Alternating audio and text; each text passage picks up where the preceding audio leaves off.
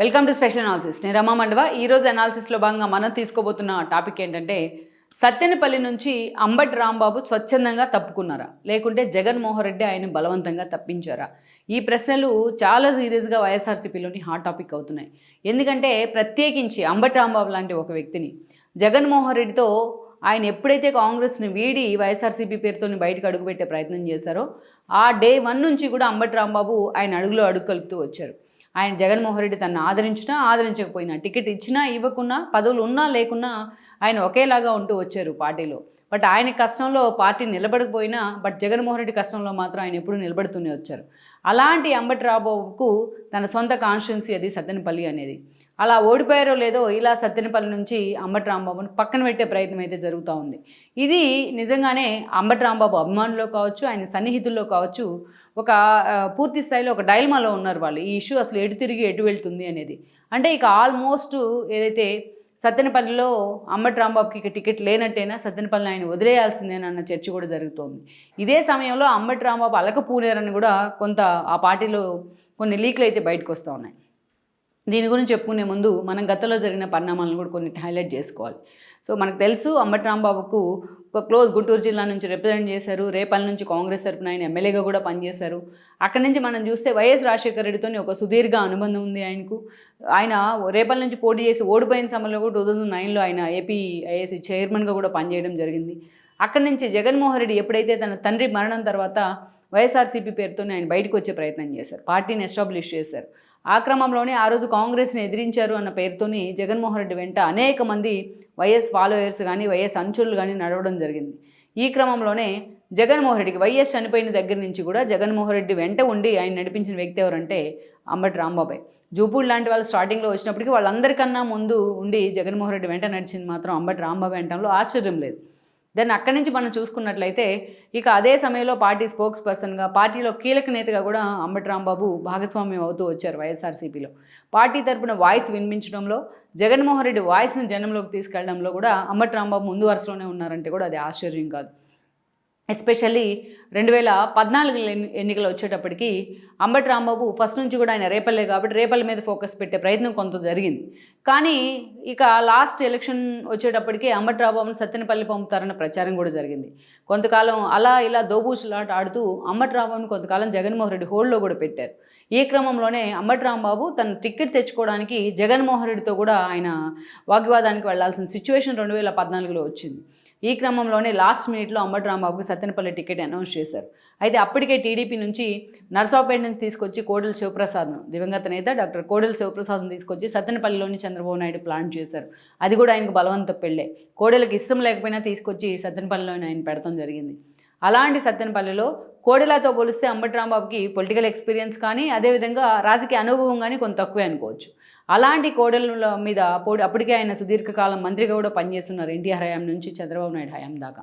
అలాంటి కోడెల మీద అంబటి రాంబాబుని పోటీకి నిలబెట్టారు జగన్మోహన్ రెడ్డి. అది ఒక ప్రయోగం అనుకోవాలి ఆయన చేసింది. అంబటి రాంబాబు రూపంలో ఒక ఎక్స్పెరిమెంట్ చేస్తే, బట్ ఆ ఎక్స్పెరిమెంట్ ఫెయిల్ అయింది. ఆ ఎన్నికల్లో ఆ రోజు చంద్రబాబు నాయుడు గెలవడం జరిగింది. సో టీడీపీ గెలిస్తే అటు కోడెల కూడా సత్తెనపల్లి నుంచి గెలిచారు, అంబటి ఓడిపోయారు. ఇక ఓడిపోయిన తర్వాత ఆ 5 ఏళ్ల పాటు ఇటు కోడెల లాంటి వాళ్ళు ఆ రోజు స్పీకర్ కావడం జరిగింది. ఇక ఆ 5 ఏళ్ల పాటు కూడా అంబటి రాంబాబు సత్తెనపల్లిలోనే ఉంటూ సత్తెనపల్లిని తనకు అనుకూలంగా మార్చుకునే ప్రయత్నంలో బిజీ అయ్యారు. ఇక 2019 ఎన్నికలు వచ్చేటప్పటికే జగన్మోహన్ రెడ్డికి ఆ ఎస్పెషల్లీ మంగళగిరి లాంటివి, సత్తెనపల్లి లాంటి కాన్స్టిట్యున్సీస్ ఒక సవాల్గా మారాయి. ఇక అక్కడ కూడా ఆ లాస్ట్ మినిట్ వరకు ఎవరిని పెట్టాలా అన్న చర్చ జరుగుతూ వచ్చింది. ఈ క్రమంలోనే ఫైనల్గా మాత్రం అంబటి రాంబాబు వైపే జగన్ మొగ్గు చూపారు. సో కోడెల లాంటి ఒక స్టాల్ వార్డ్ లాంటి నేతలు కూడా అంబటి రాంబాబు ఆ రోజు ఓడించారు. జగన్మోహన్ రెడ్డి వేవ్ కావచ్చు, అంబటి రాంబాబు ఇండిపెండెంట్గా చేసుకున్న వర్కౌట్ చేసుకున్న విధానం కావచ్చు. దెన్ అంబటి రాంబాబు గెలిచి ఆ రోజు అసెంబ్లీలో అడుగుపెట్టారు. అయితే జగన్మోహన్ రెడ్డి ఫస్ట్ క్యాబినెట్లోనే అంబటి రాంబాబుకు మంత్రి పదవి దక్కుతుందనే ప్రచారం జరిగినా జగన్మోహన్ రెడ్డి మాత్రం ఆ దిశగా అంబటి రాంబాబు మీద ఫోకస్ అయితే పెట్టలేదు. ఈ క్రమంలోనే రెండోసారి ఎక్స్పాన్షన్లో భాగంగా భారీ నీటిపారుదల శాఖ మంత్రి అనిల్ కుమార్ యాదవ్ని పక్కన పెట్టి, అప్పటిదాకా అనిల్ కుమార్ యాదవ్ ఉన్నారు ఆ పదవిలో, అప్పుడు అంబటి రాంబాబుకి ఆ పదవి ఇవ్వడం జరిగింది. దెన్ ఇరిగేషన్ శాఖ మంత్రిగా సగం నుంచి బాధ్యతలు స్వీకరించినప్పటికీ కొన్ని విషయాల్లో అంబటిని అనేక విమర్శలు చుట్టుముట్టాయి. ఆయన వ్యక్తిగతంగా వచ్చిన కొన్ని విమర్శలు కావచ్చు, అదేవిధంగా తన శాఖ మీద పోలవరం విషయాల్లో లాంటివి వచ్చిన విమర్శలు కావచ్చు, అనేక సార్లు అంబటి రాంబాబు ప్రతిపక్షాలకు సాఫ్ట్ టార్గెట్ అవుతూ వచ్చారు, ఎప్పుడు కూడా వార్తల్లోనే ఉంటూ వచ్చారు. ఇక అక్కడి నుంచి మనం చూసుకున్నట్లయితే మొన్నటి ఎన్నికల సమయంలో జగన్మోహన్ రెడ్డి మరోసారి అంబటి రాంబాబుకి సత్తెనపల్లి టికెట్ ఇవ్వడం జరిగింది. అయితే ఈసారి మాత్రం అక్కడ చంద్రబాబు నాయుడు కోడిలా చనిపోవడం కానీ, కోడిలా వారసులు అంతగా ఎఫెక్టివ్గా అక్కడ పనిచేయకపోవడం కానీ, ఈ క్రమంలోనే ఆయన బీజేపీ నుంచి వచ్చిన కన్నా లక్ష్మీనారాయణ పార్టీలోకి ముందుగానే తీసుకున్నారు. ఆయనకే సత్తెనపల్లి టికెట్ని కూడా చంద్రబాబు నాయుడు అనౌన్స్ చేయడం జరిగింది.